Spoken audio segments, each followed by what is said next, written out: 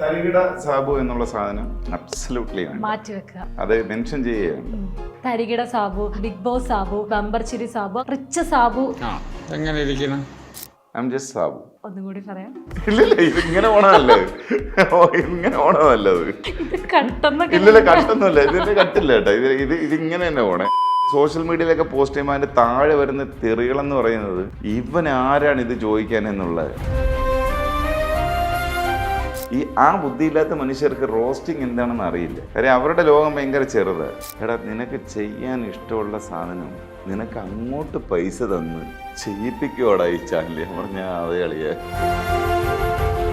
ഞങ്ങൾ അങ്ങനെ പ്രണയിച്ചിട്ടുണ്ടോ എന്ന് ചോദിച്ചു കഴിഞ്ഞാൽ നിങ്ങൾ ഇത് ഉദ്ദേശിക്കുന്ന തരത്തിലുള്ള പ്രണയമൊന്നും ഞാനും എൻ്റെ വൈഫുമായിട്ടില്ല. പ്രണയിക്കുമ്പോഴും ഞാൻ ഭയങ്കര സീരിയസ് ആയിരുന്നു. അല്ലല്ല, എൻ്റെ വൈഫ് എന്നെക്കാട്ടി സീരിയസ് ആണ്. ചോറ് കഴിക്കാൻ വരൂ, വരാം, അങ്ങനെയൊക്കെയാണ്. സീരിയസ്ലി. കാരണം ഞാൻ കൊല അലപ്പും എൻ്റെ വൈഫ് കൊല സീരിയസുമാണ്. എനിക്ക് റൊമാൻറ്റിക് സാബുവിനെ എങ്ങനെയായിരിക്കും? ഞാൻ റൊമാൻറ്റിക്കേ അല്ല. ഞാൻ എന്തെങ്കിലും എൻ്റെ വീട്ടിൽ പാട്ട് പാടാനെന്നുണ്ടെങ്കിൽ അന്ന് എൻ്റെ പെണ്ണുപിള്ള മക്കളെയൊക്കെ എടുത്തുകൊണ്ട് എവിടോട്ടെങ്കിലും മാറിപ്പോകും. ഈ കൂടിയ സാധനം എൻ്റെ തലയിൽ അടിച്ചിട്ട് ഇതെങ്ങനുണ്ട് എന്ന് നോക്കിയതിന് ശേഷം പിന്നെ അവര് വേറെ ആളുകൾക്ക് ഭയങ്കര പൈസക്ക് ഇത് ചാർജ് ചെയ്ത് അമ്മര് ചെയ്തിട്ടുണ്ട്. അതില് പെട്ടാണ് ഞാനൊരു ഗിനിപ്പന്നിയായിരുന്നു. ഡയമണ്ട് ഓർ ഗോൾഡ് ഏതായിരിക്കും പ്രിഫർ ചെയ്യുന്നത്? 2 സാധനം പ്രിഫർ ചെയ്യില്ല. ഉടമപ്പിക്കയുടെ ഒരു കോപ്പി ഞാൻ വാങ്ങിച്ച്, എന്നിട്ട് അത് എൻ്റെ വേറൊരു ഫ്രണ്ട് ഉണ്ട്, പറഞ്ഞാൽ എൻ്റെ ജീവിതത്തിൽ ഭയങ്കര ആഗ്രഹമാണ് ഈ സാധനം ഇടണം എന്ന് പറഞ്ഞാൽ ഞാൻ അത് ഊരി അവന് കൊടുത്തു. ആ കോപ്പി ആയതുകൊണ്ട്, അല്ലെങ്കിൽ പുല്ല് തന്നെ കൊടുക്കുവാന്. അത് ശരി. തരികിട സാബു എന്നുള്ള സാധനം അബ്സല്യൂട്ട്ലി മാറ്റിവെക്കുക. അതെ, അത് മെൻഷൻ ചെയ്യുകയാണ്. ഓക്കെ. എങ്കിലേ എന്നോട് പറ. ഇത് കുറെ അമ്മച്ചിമാര് ചോദിച്ചുകൊണ്ടിരിക്കുന്ന സാധനമാണ്. അതാണ് ഇന്നും ഞാൻ എന്താ വെളിയിൽ നിന്ന് ഇപ്പം അപ്പുറത്ത് വീട്ടിലേക്ക് പാസ് ചെയ്ത് പോയി. എങ്കിലേ എന്നോട് പറ. എന്റെ കൂട്ടുകാരെ എന്നെ ഒരു നോട്ട്, ഞാൻ എന്തോ പറയാനാടാ. അതാ പറഞ്ഞ, ആദ്യമൊക്കെ ഈ ഡയലോഗ് കേൾക്കുമ്പോൾ നമുക്ക് സിനിമയൊക്കെയായിരുന്നു ഓർമ്മ വരുന്നത്. ഈ സാബു ചേട്ടൻ ഇപ്പൊ ഒരു പരിപാടി, ഒരു പ്രോഗ്രാമും കൊണ്ട് വന്നു, എങ്കിലേ എന്നോട് പറ. ഇപ്പൊ പ്രോഗ്രാമിന്റെ പിന്നെ നമ്മൾ ആ ഒരു ഡയലോഗിൽ തന്നെ വരുന്നു. പക്ഷെ ഭയങ്കര രസമുള്ളൊരു പേര്. കാരണം മനുഷ്യർക്ക് ഭയങ്കര ഇഷ്ടമുള്ളൊരു സാധനമാണ്. എങ്കിലേ എന്നോട് പറ എന്ന്. എനിക്ക് തോന്നുന്നു ഏത് പ്രോഗ്രാം എടുത്തു കഴിഞ്ഞാലും ആ പ്രോഗ്രാമിന്റെ ടൈറ്റിലും കൊണ്ട് പോകുന്ന ഒരു ആളാണ് സാബു ചേട്ടൻ.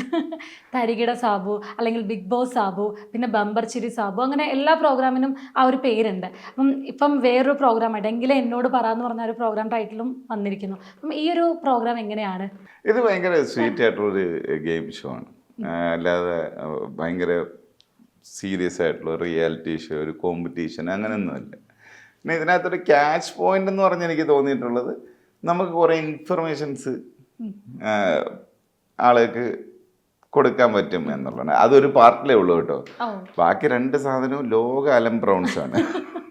പക്ഷെ അത് കുറേ ടെൻസ്ഡ് ഒക്കെ ആയിട്ട് ഇരുന്ന് കാണാൻ പറ്റുന്ന, എനിക്ക് തോന്നുന്നു ഭയങ്കര റിലാക്സ് ആയിട്ട് കാണാൻ പറ്റുന്നൊരു ഷോ ആണ്. കാര്യം റിയാലിറ്റി ഷോ ആണെങ്കിലും ഭയങ്കര ടെൻഷനൊക്കെ ഉള്ളൊരു സ്ഥലമാണല്ലോ. അതിൻ്റെ ഒന്നും ആവശ്യമില്ലാത്ത ഒരു വെരി നോർമൽ ആയിട്ടുള്ള സ്വീറ്റ് ആയിട്ടുള്ള ഒരു ഷോ ആണ്. ഇപ്പൊ പറഞ്ഞപ്പോഴാണെങ്കിലും, അതായത് ഇപ്പം പണ്ടത്തെ സാബു ചേട്ടൻ, അതായത് ഇപ്പം സീരിയസ്, അതായത് ഇപ്പൊ ജഡ്ജായിട്ട് വന്നപ്പം ഇടുക്കി പ്രോഗ്രാമിലാണെങ്കിലും സീരിയസ് ഒരാള്. ഞാൻ ജഡ്ജൊന്നുമല്ല, ഞാൻ ജഡ്ജായിട്ടൊന്നുമല്ല അതിനകത്ത് വന്നത്. മിടുക്കി എന്ന് പറയുന്ന ഷോയ്ക്കകത്ത് എന്നെ വിളിച്ചത് സതീഷ് കുമാർ എന്ന് പറയുന്ന ഇപ്പോഴത്തെ വേറൊരു ചാനലിൻ്റെ ചീഫാണ്. അപ്പോൾ ഞങ്ങൾ മീൻസ് പുള്ളിയാണ് എന്നെ ടെലിവിഷനിൽ കൊണ്ടുവന്നത്. ആ ദുഷ്ട മഹാഭാവിയാണ് എന്നെ വലിച്ച് ടി വിക്കകത്തിട്ടത്. കാരണം ഞാൻ കോളേജിൽ മര്യാദയ്ക്ക് പഠിച്ച് ഇങ്ങനെ പൊയ്ക്കൊണ്ടിരിക്കുന്ന, അലമ്പി ഇങ്ങനെ പൊയ്ക്കൊണ്ടിരിക്കുന്ന ഒരാളായിരുന്നു. എന്നെ ടെലിവിഷനിൽ കൊണ്ടിട്ടത് ആ മനുഷ്യനാണ്. മനസ്സിലായി? BG സതീഷ് കുമാർ. പുള്ളിയുടെ കോൺസെപ്റ്റാണ് ഈ ക്യാൻഡിഡ് ക്യാമറ ഷോ, തരികിട എന്ന് പറഞ്ഞിട്ട്. ദാറ്റ് ഹാപ്പൻഡ് ഒരു 24 വർഷം മുമ്പാണ് അത് സംഭവിക്കുന്നത്. എനിക്കിപ്പോൾ 21 വയസ്സേ ഉള്ളൂ. പക്ഷെ അത് വിട്. പുള്ളിയാണ് എന്നെ ഇതിലേക്ക്, ഈ മിടുക്കി എന്ന് പറയുന്നതിലേക്ക് വന്നത്. അപ്പോൾ എന്നോട് പറഞ്ഞാൽ റോസ്റ്റ് ചെയ്യണം എന്നുള്ളതാണ് കണ്ടസ്റ്റൻസിന്. അതായത് ഓൾമോസ്റ്റ് ഫൈനലിസ്റ്റുകളാണ് അവർ. അപ്പോൾ അവരെ റോസ്റ്റ് ചെയ്യുക എന്നുള്ളതായിരുന്നു എൻ്റെ ജോലി.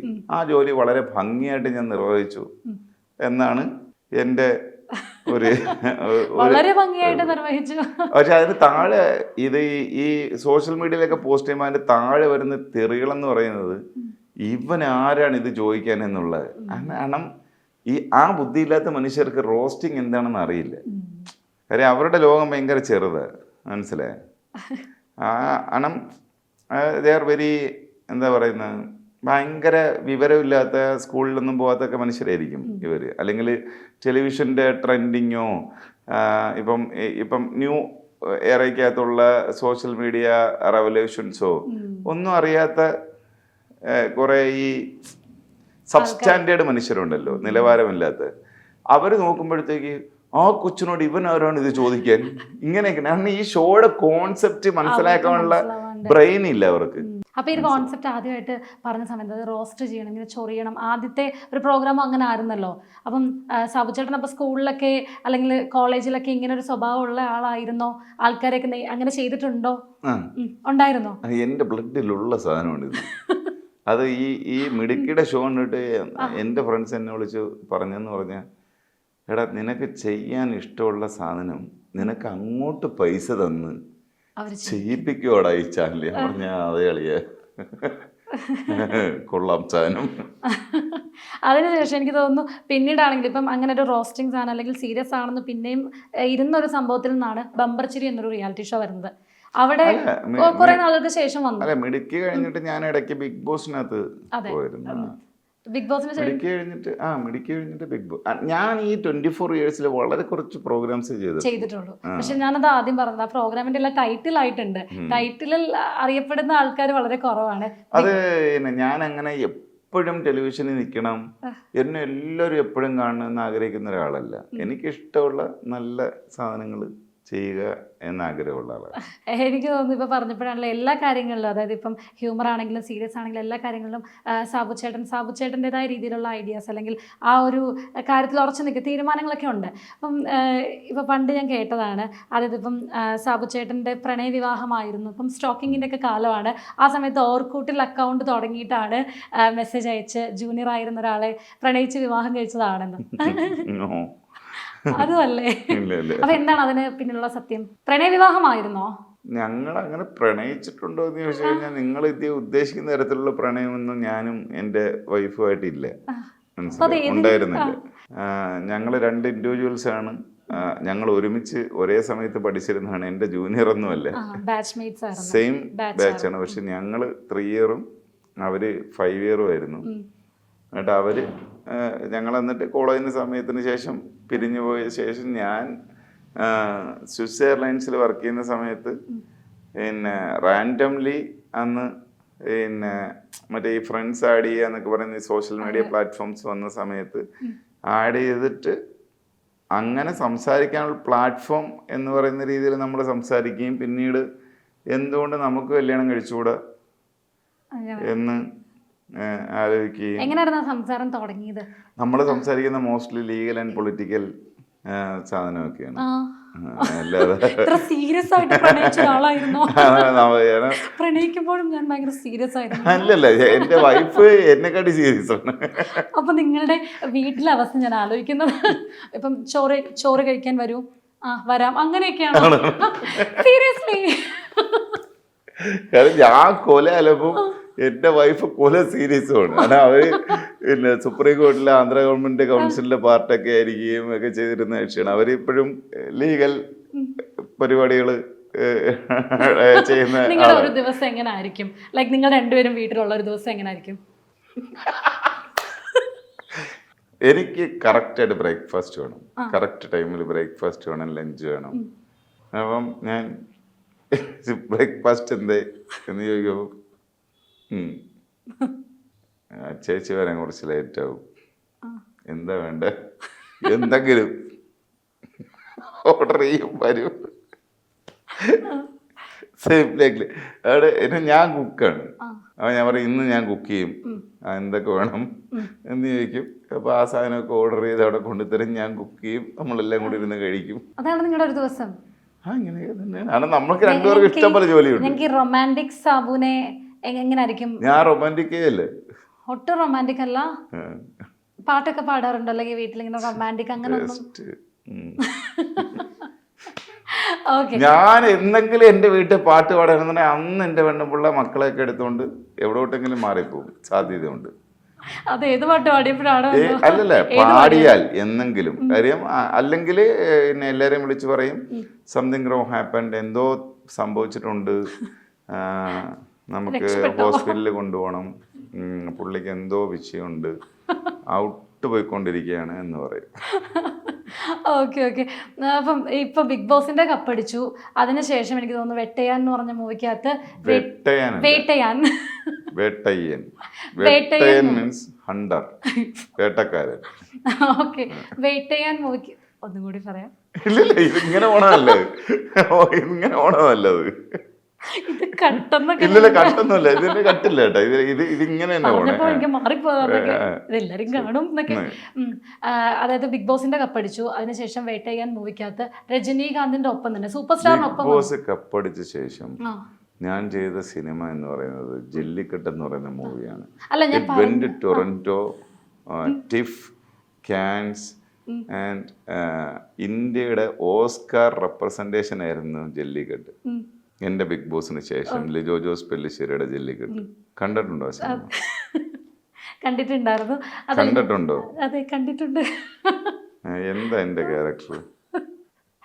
ജെല്ലിക്കെട്ട്, വേട്ടയാൻ, ആ സിനിമകൾക്ക് ശേഷം. ജെല്ലിക്കെട്ടിൽ എൻ്റെ ക്യാരക്ടർ ഏതാ? ജെല്ലിക്കെട്ട് കണ്ടിട്ടില്ല. അതാണ്. ഓക്കെ.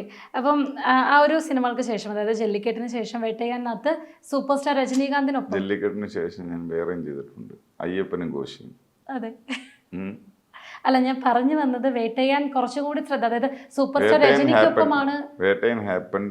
ബിഗ് ബോസിന് ശേഷം വേട്ടയൻ നടന്നിട്ടുള്ളത് ഏതാണ്ട് 6 വർഷത്തിന് ശേഷമാണ്.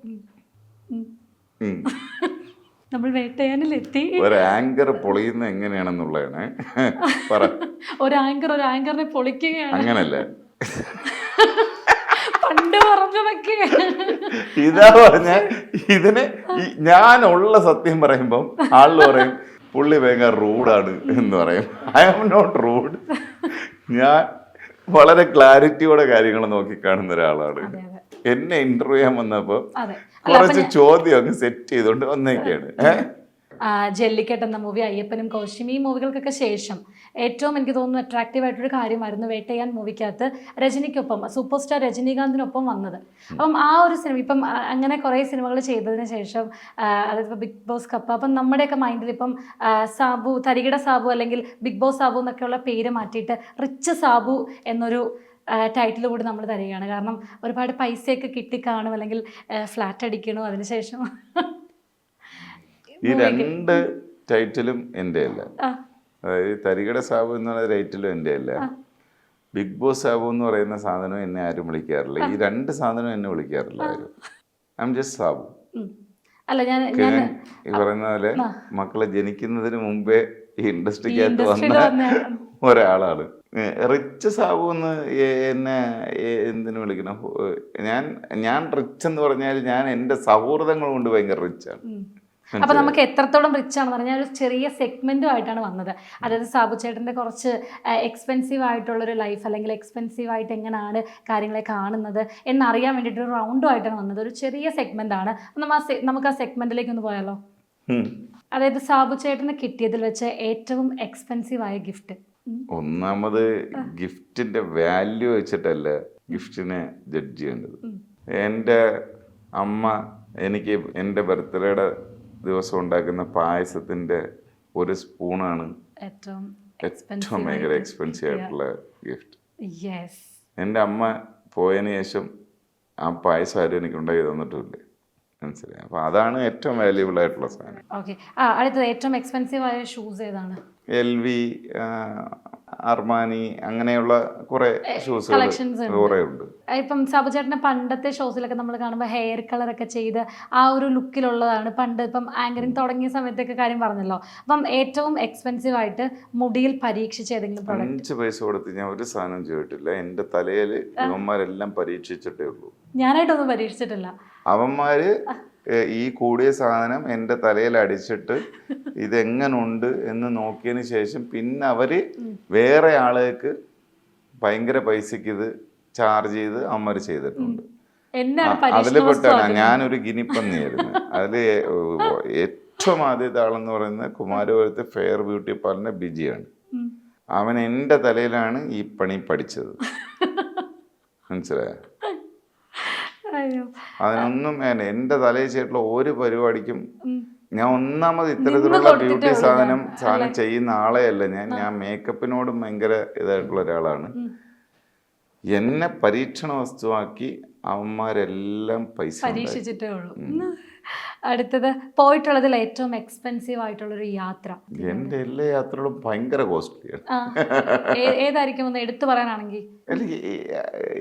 എന്ന് പറഞ്ഞാൽ എന്താണ് നമ്മൾ താമസിക്കുന്ന സ്ഥലം അല്ലെങ്കിൽ ഒരു ജേർണി ഇപ്പൊ പ്ലാൻ ചെയ്ത് പോകുമല്ലോ. പ്ലാൻ ചെയ്ത് പോകാറില്ലേ? അപ്പൊ നിക്കുമ്പോ ഒറ്റ പോക്കാണ്, നിന്ന നിപ്പില് പോവാണ്. അപ്പൊ അങ്ങനെ പോയതില് ഏറ്റവും കൂടുതൽ പൈസ ചെലവായി പോയത്, ഏറ്റവും കൂടുതൽ പൈസ ചെലവായി പോയത് ദുബായിലാണ്. ദുബായി പോയപ്പോഴാണ്? റീസെന്റ് ആയിട്ട് പോയതാണോ അതോ? ഇല്ല, ഓൾമോസ്റ്റ് ദുബായി പോകുമ്പോഴെല്ലാം ഒരുപാട് പൈസ ചെലവ് വരും. എന്തിനൊക്കെ ആയിരിക്കും ചെലവാക്കുന്നത്? ഷോപ്പിംഗ് ആണോ അതോ സ്റ്റേക്ക് ആണോ? ഇല്ല, മറ്റേ ഈ പിന്നെ ഡിസ്കോ സാധനം അവിടെയൊക്കെ ചെല്ലുമ്പോഴത്തേക്ക് മറ്റേ ഓരോ ക്ലബുകളുണ്ട്. ആ ക്ലബിലൊക്കെ ചെല്ലുമ്പോൾ ക്ലബിന്റെ എൻട്രിയുടെ പൈസ, പിന്നെ അതിനകത്ത് കാണിക്കുന്ന ആഡംബരത്തിന്റെ പൈസ, അങ്ങനെയാണ് ചെലവായി പോവാറ്. അടുത്തതില്ലേ, ഡയമണ്ട് ഓർ ഗോൾഡ്, ഏതായിരിക്കും പ്രിഫർ ചെയ്യുന്നത്? രണ്ട് സാധനം പ്രിഫർ ചെയ്യില്ല, രണ്ടും വേണ്ട. അടുത്ത ഏറ്റവും എക്സ്പെൻസീവ് ആയിട്ടുള്ള വാച്ച്? എനിക്ക് ഉള്ളതാണോ ഉള്ളതിൽ എനിക്ക് വാങ്ങിക്കണമെന്ന് ആഗ്രഹമുള്ളത് ഏതാണ്? ഇപ്പോഴും വാങ്ങിച്ചിട്ടില്ലാത്ത, ഫ്രണ്ട്സ് ഒന്നും വാങ്ങിച്ചു തരാത്ത? ഒഡിമ പീകയുടെ ഒരു കോപ്പി ഞാൻ വാങ്ങിച്ച് ഇട്ട്. എന്നിട്ട് അത് എൻ്റെ വേറൊരു ഫ്രണ്ട് ഉണ്ട് പറഞ്ഞാൽ എൻ്റെ ജീവിതത്തിൽ ഭയങ്കര ആഗ്രഹമാണ് ഈ സാധനം ഇടണം എന്ന് പറഞ്ഞാൽ ഞാൻ അത് ഊരി അവന് കൊടുത്തു. ആ കോപ്പി ആയതുകൊണ്ട്, അല്ലെങ്കിൽ പുല്ല് തന്നെ കൊടുക്കും അവന്. അത് ശരി. ഉള്ളതാണെന്നുണ്ടെങ്കിൽ റോളക്സിന്റെ സബ്മറൈനർ. ഓക്കെ. അടുത്തത് കഴിച്ചതിൽ ഏറ്റവും എക്സ്പെൻസീവ് ആയ ഫുഡ് ഐറ്റം? പൊറോട്ടയും ബീഫും. ഓക്കെ. ഏറ്റവും എക്സ്പെൻസീവ് ആയിട്ടുള്ള ഷോപ്പിംഗ് ബില്ല് വന്നപ്പോൾ? ഞാൻ ഷോപ്പ് ചെയ്യാറില്ല. ഷോപ്പ് ചെയ്യാറില്ലെന്ന് പറഞ്ഞു. എന്നാലും എപ്പോഴേലും ഷോപ്പിങ്ങിന് പോയപ്പം ബില്ല് കണ്ടിട്ട് ഇത്ര ആയോ അങ്ങനെ വന്നിട്ടില്ല? അങ്ങനെ ആലോചിക്കേണ്ട കാര്യമില്ല. എനിക്ക് വല്ലവനുമല്ലേ ബില്ല് കൊടുക്കുന്നത്. ഒന്ന് എൻ്റെ ചേട്ടൻ കൊടുക്കും, അല്ലെങ്കിൽ എൻ്റെ വീട്ടുകാർ കൊടുക്കും, അല്ലെന്നുണ്ടെങ്കിൽ എൻ്റെ ഫ്രണ്ട്സ് കൊടുക്കും. അതിൽ ഞാൻ എന്തിനു കണ്ടുകൊള്ളണം? ഞാൻ ഷോപ്പിങ്ങിന് പോകുന്നേ ഉള്ളൂ, അവരായിരിക്കും ബില്ല് കൊടുക്കുന്നതല്ലേ? ഞാൻ ഒന്നാമത് ഷോപ്പ് ചെയ്യാറില്ല. എന്നെ കൊണ്ട് അവർ ഷോപ്പിങ്ങിന് വന്നതാണ്, ഞാൻ ഷോപ്പിങ്ങിന് പോയില്ല. സാബു ചേട്ടന് അത്ര ഇഷ്ടമാണ് അവർക്ക്, അതുകൊണ്ടല്ലേ? അതാ പറഞ്ഞ, ഞാൻ ഒരാളല്ല, ഞാനൊരു കൂട്ടമാണ്. അതാണ്. അല്ലെങ്കിൽ ഇനി അടുത്ത ചോദ്യം, ഓടിച്ചിട്ടുള്ളതിൽ അല്ലെങ്കിൽ കയറിയിട്ടുള്ളതിൽ ഏറ്റവും എക്സ്പെൻസീവ് ആയിട്ടുള്ള കാർ ഏതാണ്? കയറിയിട്ടുള്ളതല്ലേ, ഓടിച്ചിട്ടുള്ളതാണെന്നുണ്ടെങ്കിൽ മൈബാഹ് 500. ഏകദേശം എത്ര? ഒരു 5.5 കോടി രൂപ വരും. എന്റെ സുഹൃത്തിന്റെയാണ്, വെരി സീനിയർ കക്ഷിയാണ്. ഓടിച്ചിട്ടുള്ളതിലെ കൂടിയ സാധനം അതാണ്. ഓൺ ചെയ്യുന്നതിലെ കൂടിയ കാറുകൾ വേറെയാണ്. അതേതൊക്കെയാണ്? അതിപ്പം ഇവിടെയാണോ വെളിയിലാണോ എന്നുള്ളത് ചോദിക്കണം. ഇവിടുത്തെ ആദ്യം പറയാം, ഇവിടുത്തെ ഏതാണ്? ഇവിടുത്തെ ആണെങ്കിൽ ബെൻസിന്റെ ചില കാറുകളൊക്കെ എനിക്കുണ്ട്. കാറിന്റെ കളക്ഷൻ ബെൻസിന്റെ കാറുകളുണ്ട്. വെളിയിലാണെങ്കിലും ഈ ജി വാഗൺ, ലെക്സസ് അതുപോലത്തെ കാറുകളുണ്ട്. ഓക്കെ. അടുത്തത്, ഇപ്പോഴാണെങ്കിലും സൺഗ്ലാസ് ഒക്കെ വെച്ചിട്ടാണ് ഇന്റർവ്യൂസ് ഒക്കെ. പിന്നെ ഞാൻ വളരെ ഈ ലൈറ്റിന് ഭയങ്കര സെൻസിറ്റീവ് ആയിട്ടുള്ള ഒരാളാണ്. സിനിമയ്ക്കകത്താണെങ്കിലും ഒന്നാമത് എൻ്റെ കണ്ണ് മറ്റേ ചൈനീസ് കണ്ണ് പോലെ ഇടണം. അത് ലൈറ്റോട് ഇടിക്കുമ്പോഴത്തേക്ക് ഇത് ചുരുങ്ങിയിട്ട് ഒരു വര മാത്രമേ കാണുള്ളൂ.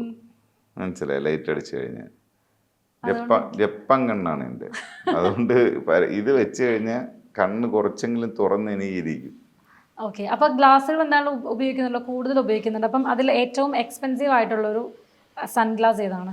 അത് കാർത്തി വാങ്ങിച്ചു തന്ന പ്രാഡ, വെഴ്സാച്ചി ഒക്കെയാണ്. കാർത്തി ഗിഫ്റ്റ് ചെയ്തത്. ഏറ്റവും എക്സ്പെൻസീവ് ആയിട്ടുള്ള ഒരു ഗാഡ്ജറ്റ് ചോദിക്കുകയാണ്, ഏതായിരിക്കും? എക്സ്പെൻസീവ് ഗാഡ്ജറ്റ് എന്ന് പറഞ്ഞാൽ ഗാഡ്ജറ്റ്സ് ഇപ്പം ഇല്ല. എനിക്ക് വാങ്ങിക്കാൻ ആഗ്രഹമുള്ളൊരു സാധനമുണ്ട്. അത് ഞാൻ പിന്നെ വാങ്ങിക്കാൻ വേണ്ടി അവിടെ ചോദിച്ചപ്പോൾ അവർ അത് വിൽക്കുന്നില്ല എന്ന് പറഞ്ഞു. അത് ബോസ്റ്റൺ ഡൈനാമിക്സിൻ്റെ ഒരു റോബോട്ടുണ്ട്. ഓ ആ സാധനം അതേതാണ്ട് 80 ലക്ഷം രൂപ അടുത്ത് വിലയുണ്ട്. ഒരു ഡോഗ് പോലത്തെ ഒരു സാധനം. അതെനിക്ക് ഭയങ്കര ഇഷ്ടമുള്ളൊരു സാധനമാണ്. ഇപ്പം അതായത് ഇപ്പം ഫ്രണ്ട്സിന് അല്ലെങ്കിൽ ഇങ്ങനെ ഗിഫ്റ്റ് ഒക്കെ ചെയ്യാറുണ്ടല്ലോ. ഇപ്പം ഞാൻ ഇത്ര ചോദ്യങ്ങളൊക്കെ ചോദിച്ചു. ഇപ്പം എനിക്കൊരു gift in case in future തരാനാണെങ്കിൽ എന്ത് ആയിരിക്കും തരാനായിട്ട് ഉദ്ദേശിക്കുന്നത്? അല്ലെങ്കിൽ അങ്ങനെ ഞാൻ എന്തിനു ഗിഫ്റ്റ് കൊടുക്കണം? അല്ല ഞാൻ ഓർത്തു ഇന്ന് എൻ്റെ മക്കള് പിന്നെ പിള്ളേർക്ക് അവരുടെ ഫ്രണ്ട്സിന്റെ 4 പേരുടെ ബർത്ത്ഡേ ആണെന്ന് പറഞ്ഞപ്പോൾ ഞാൻ മൊത്തത്തിൽ അലോട്ട് ചെയ്ത് കൊടുത്ത ബഡ്ജറ്റ് 1000 രൂപയാണ്. ഞാൻ 4 ഗിഫ്റ്റിന്. ഞാൻ ഭയങ്കര ബഡ്ജറ്റ് ഫ്രണ്ട്ലി ആണെന്നൊക്കെ എനിക്ക് ഫ്രണ്ട്സ് എല്ലാവരും ഒക്കെയാണ് വാങ്ങിച്ചു തരുന്നത്. ഞാൻ എന്തിനാ വാങ്ങിച്ചു കൊടുക്കണം? എനിക്ക് തോന്നി ഈ റൗണ്ട് കഴിഞ്ഞപ്പോൾ സാബു ചേട്ടൻ ഭയങ്കര സിമ്പിൾ ആണ്. അങ്ങനെ പിടിച്ചാൽ മതി. Anyway thank you so much.